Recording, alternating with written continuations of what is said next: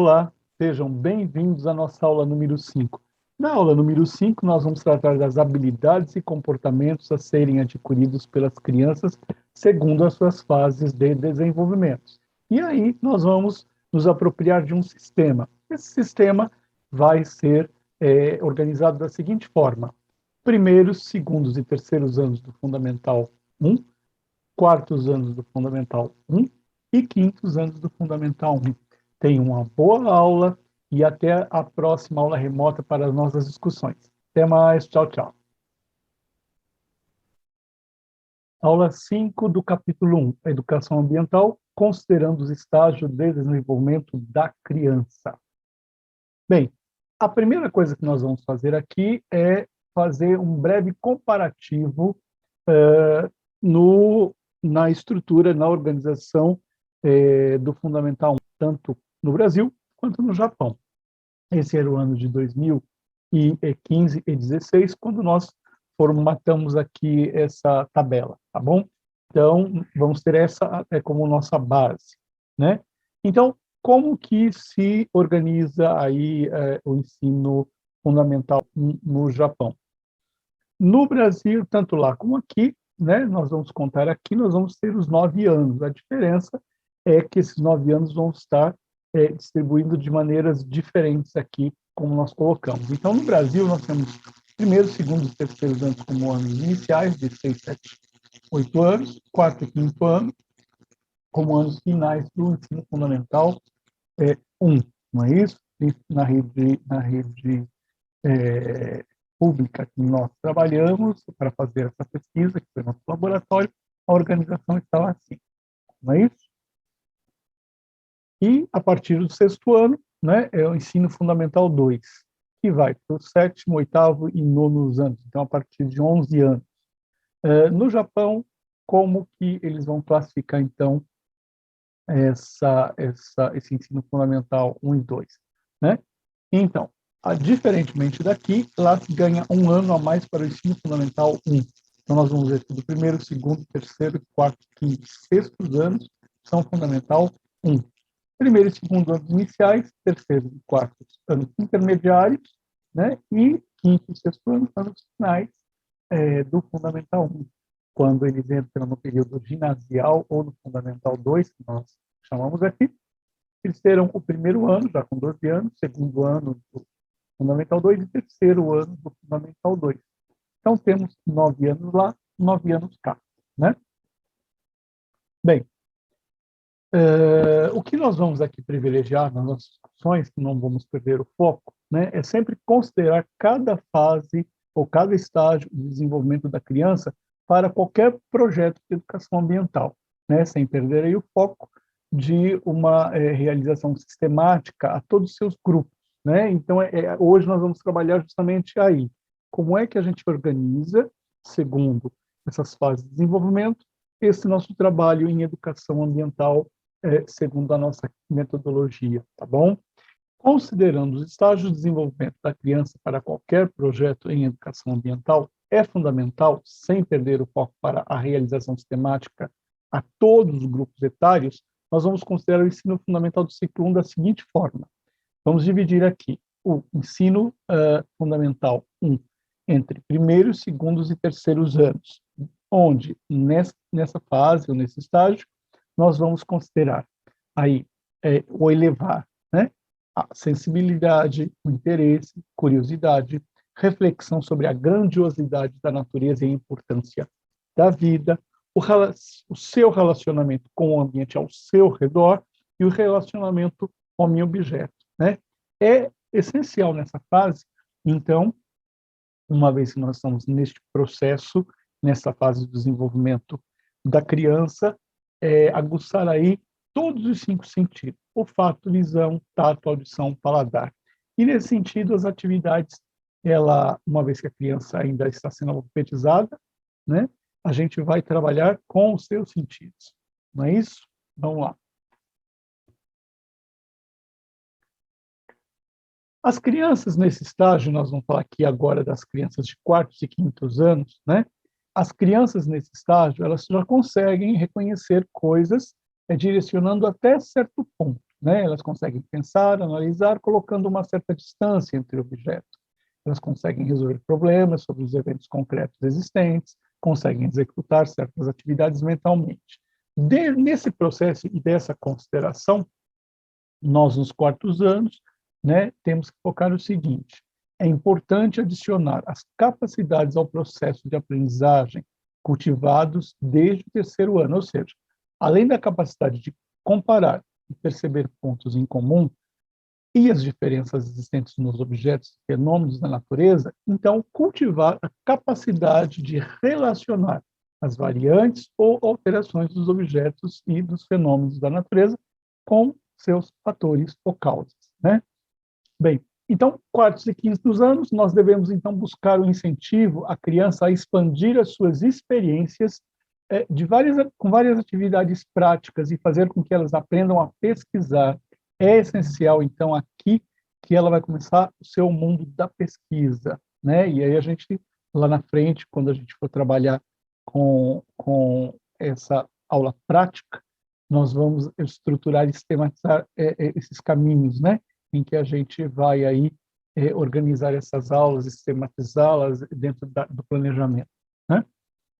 Bem, a criança, então, nesse estágio, ela começa a formar pensamentos abstratos e lógicos, né? Hipotéticos, dedutivos. Elas conseguem compreender que existem várias posições no modo de relacionamento com o homem, com o meio ambiente. Nessa fase, não é somente importante pontuar a crítica, mas, a seguir, venham as conclusões e sugestão de ações na resolução do problema observado. Bem, e aí nós temos, e vocês receberam aí no material escrito, né, a tabela 2, que sistematiza as habilidades e comportamentos, né?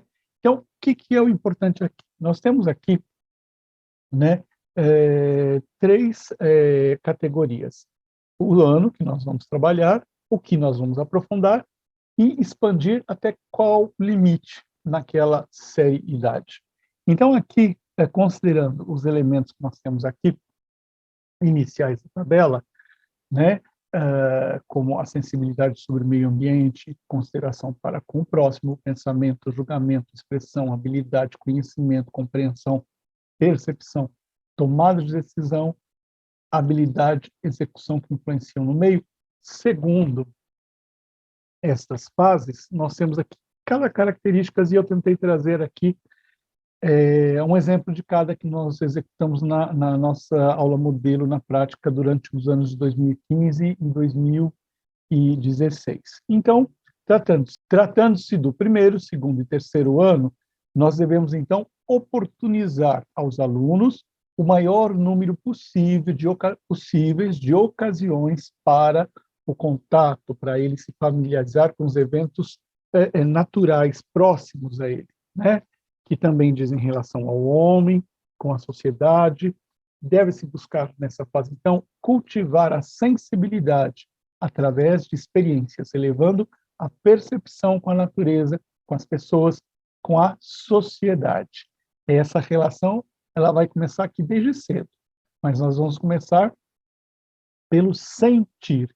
Então, quando a gente fala o que nós vamos nos apropriar ou aprofundar nesta fase, nós vamos nos familiarizar com todos esses sentidos e vamos elevar aí o sentir, né? Então está aqui: familiarizar-se com a natureza, a sociedade, sua localidade, procurar se relacionar voluntariamente, perceber os mistérios e o quão divertido é a natureza, procurar valorizar a vida e a natureza.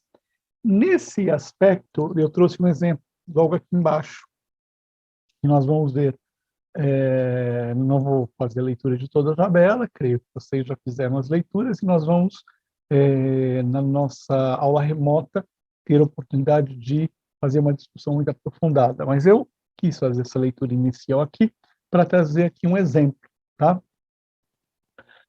Quando nós falamos, então, de familiarizar-se com os eventos da natureza, com a natureza e o sentir, trouxemos um exemplo do que nós vimos e testamos aqui também em Caçapava, né, de outras maneiras e formas, mas com similaridades aí e adequando as nossas possibilidades de recursos, né, espaços e etc. No exemplo que vocês têm, na página 53 do Manual de Orientações, os professores japoneses trouxeram, e lá no Japão, nós tivemos a familiaridade de conhecer o que são os dorodangos, né? São as bolas de barro. E as crianças, então, nessa fase, entre primeiros, segundos e terceiros anos, elas desenvolvem várias brincadeiras com essas bolas, em contato com a terra, né? É o momento, então, que a gente vai ter que entender que elas vão ter esse contato e vai aí ter muita bagunça, muita sujeira na roupa, né? Então é preciso, na nossa última aula, a gente conversou um pouquinho sobre isso, da importância que tem de todos na comunidade entenderem o que está acontecendo e principalmente das famílias entenderem o trabalho que vai ser desenvolvido, porque numa atividade dessa, por exemplo, a criança deve voltar para casa ou ter uma peça de roupa mais na escola para trocar, porque ela vai se sujar lá com barro, né? Então, aqui nós temos vários tipos de terra, uma terra preta, uma terra marrom, aqui nós temos terra vermelha. E aí, as crianças vão montando essas bolas e fazem os comparativos, né? Então, assim, que tipo de bola é mais fácil de fazer? Então, eu tenho terra solta, eu tenho areia. Então, assim, sempre nós trouxemos esse exemplo e nós fizemos, eu trouxe depois para as aulas práticas, nós temos algumas fotos da onde nós fizemos bolas de dorodangos lá, para ver como que funcionava isso com as crianças, né?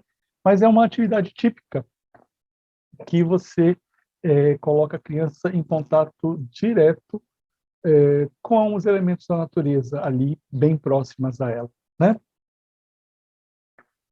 Bem, quarto ano, né? Nós buscamos oportunizar aos alunos um grande número de atividades para abordar os eventos naturais e sociais, sensibilizá-los a partir dessas experiências, capacitá-los a pensar sobre o modo como deve ser o ambiente natural e social da região.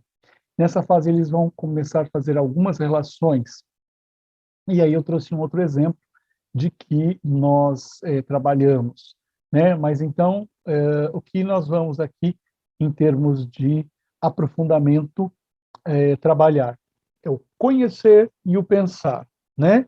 E em que nível, em que limite nós vamos trabalhar? Qual a expansão desse trabalho nos quartos anos, né? É o meio ambiente de sua região, né? Então, ele já estava ali naquela primeira fase, conhecendo ali o seu meio imediato, a sua casa, a sua escola, o seu dia a dia, o cotidiano que está muito próximo a ele, e aqui a gente já expande um pouquinho, né? Eu trouxe um exemplo logo aqui abaixo para entender o que nós queremos dizer.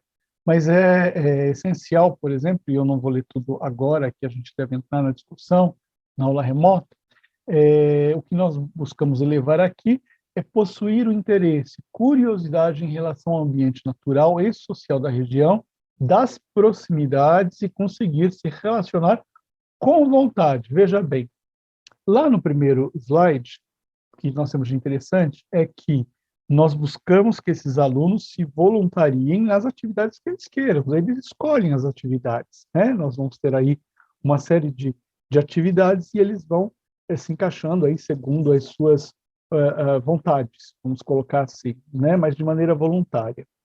E aqui, né, se relacionar e conseguir com que eles vão com vontade, né? Jamais aqui, e a gente, quando parte, inclusive, para escolher os temas, né, preliminarmente, a gente já tem, lá na fase do planejamento, a questão de consulta com essas crianças. O que nós gostaríamos de estudar, né, dentro disso aqui, da água, da terra, enfim.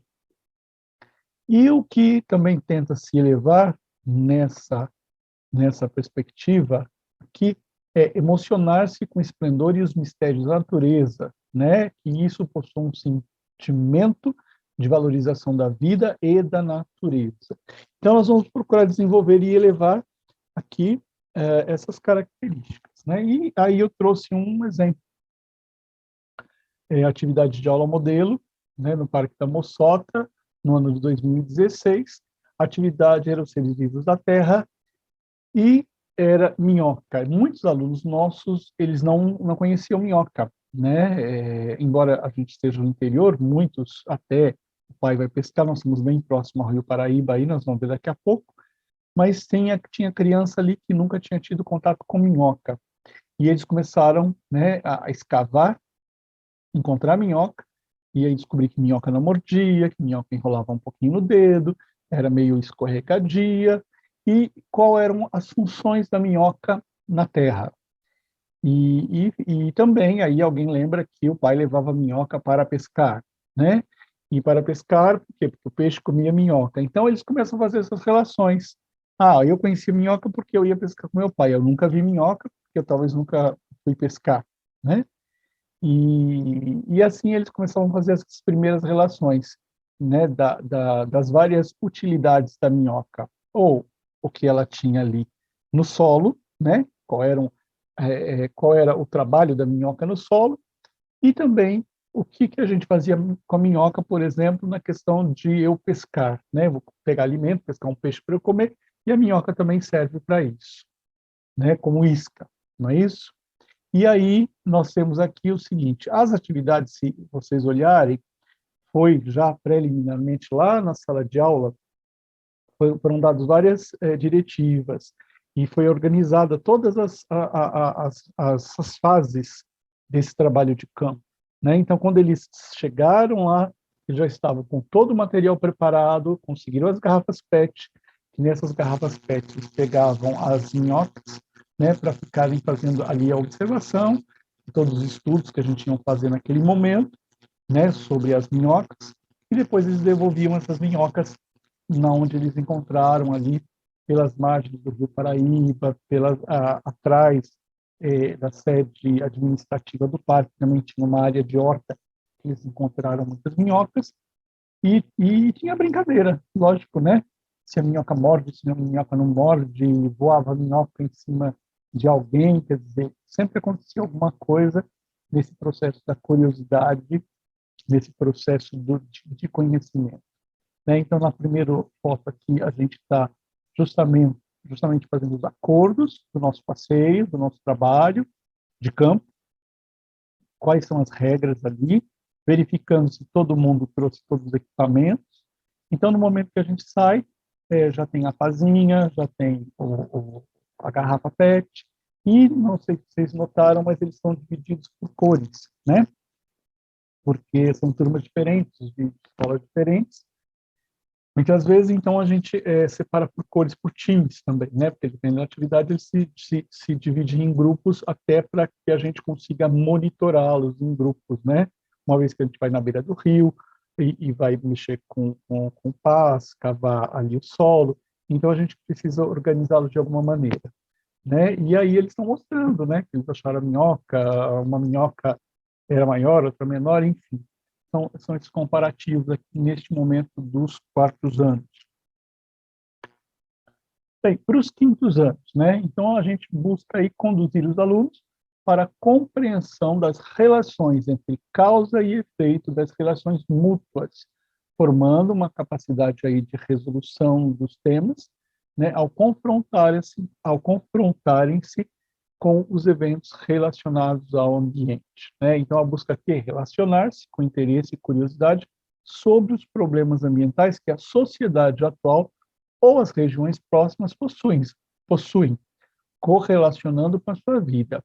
Conscientizar-se que é um membro do mundo natural e que passa a possuir um sentimento de valorizar o ambiente que se envolve, inclusive os outros, se preocupar também com os outros. Nessa fase, nós vamos estar aqui, né, buscando o aprofundamento do pensar e do agir, né?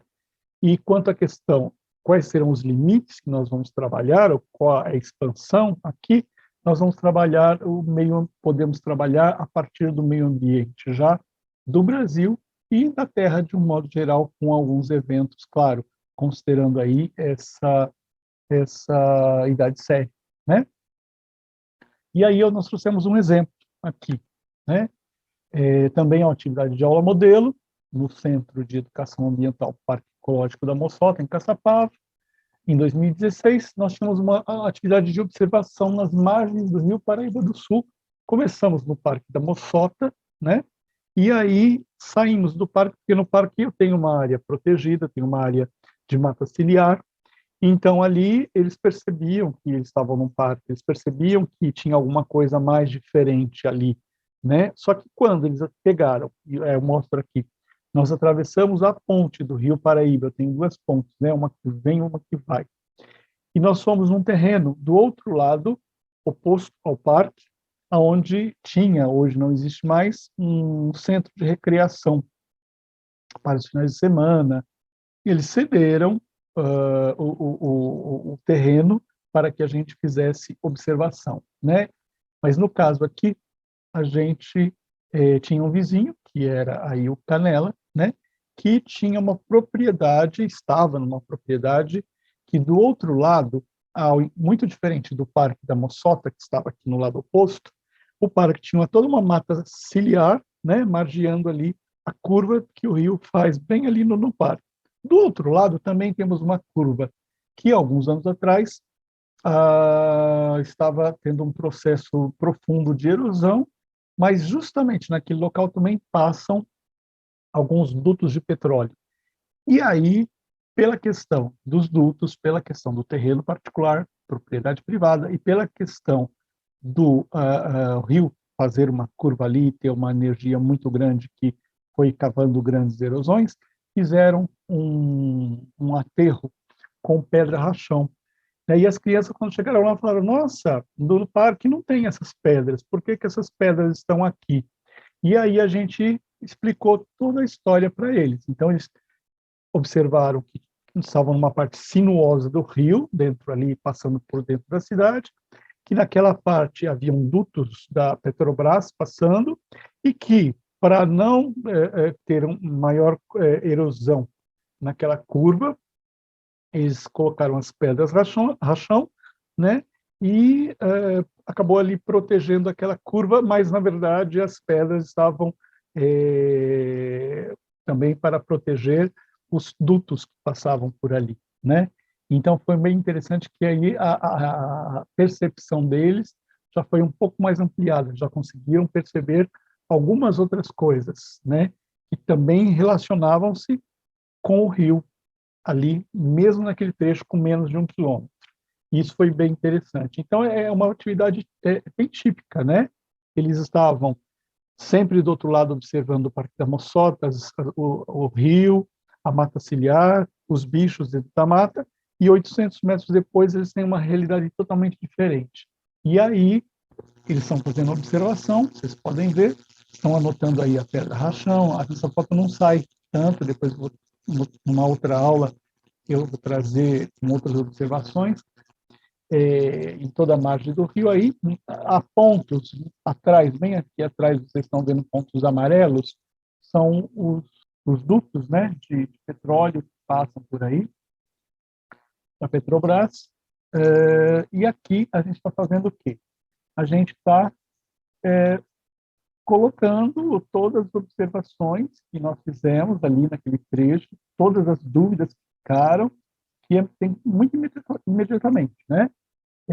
Foram aparecendo várias questões, e para que não perdesse, né, até a volta do parque, nós sentamos ali naquele local, que é um local emprestado, inclusive, e fizemos aí todas as observações, e fizemos também a avaliação da aula, né, com os alunos. E todos os pontos que eles acharam interessantes, ou que eles continuaram com dúvidas para posteriores pesquisas, porque ficaram pontos para eles pesquisarem depois, nós colocamos exatamente ali naquele ponto. Então, essa é uma atividade muito típica para o início de pesquisa nas quintas séries. Bem, a partir dessa atividade, por exemplo, poderiam ser desenvolvidas várias outras questões, né? E justamente dessa questão de relacionamento aí, por exemplo, poderiam aí os alunos levarem para as salas de aula outras pesquisas, né? Por exemplo, por que aqueles dutos estão ali, né? Por que aquelas pedras estão ali? e de quem era aquele terreno, se era particular, se não era.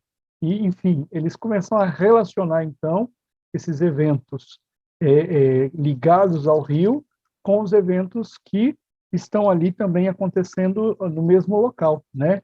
Um duto passando, a pedra rachão, ali tem uma curva do rio onde a energia ela cria um campo muito grande de erosão, né? Então, assim, eles começam a ter mais dúvidas quando saíram de lá. E a partir então dessas dúvidas, vocês conseguem abrir, né, campos de pesquisas e aprofundamento aí, né, com as questões levantadas, e aí, enfim, é uma vasta área que se pode explorar, por exemplo, só nessa atividade. Este é um exemplo, né, que é inicial de pesquisa e aprofundamento já com os quintos anos, né? Bem, nossos referenciais aqui foram o Manual de Orientação Técnica, né? Bem, esperamos que vocês tenham gostado da aula de hoje. Na aula remota, com certeza, a gente vai ter aí muita discussão boa pela frente. E até a próxima aula, que será de número 6, ok? Até mais. Bom final de semana a todos, bons estudos e até a próxima. Tchau, tchau.